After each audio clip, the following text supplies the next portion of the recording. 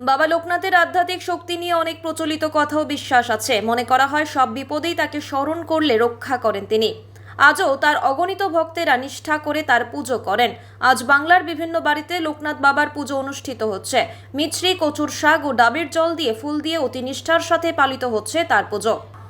এদিন বিভিন্ন বাড়িতে, মন্দিরের পাশাপাশি গৃহস্থ বাড়িতেও সমারোহের সাথে পালিত হলো লোকনাথ বাবার 105তম তিরোধান দিবস।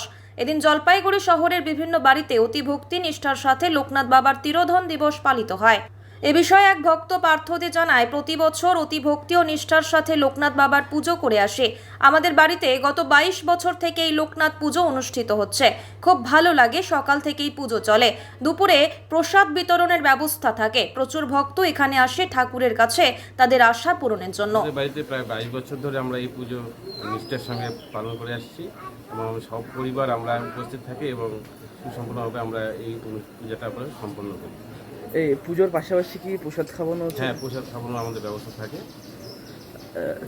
এটা কোথায় আপনাদের বাড়ি? আমাদের বাড়ি সেনপাড়া, সেকেন্ড কালীবাড়ি।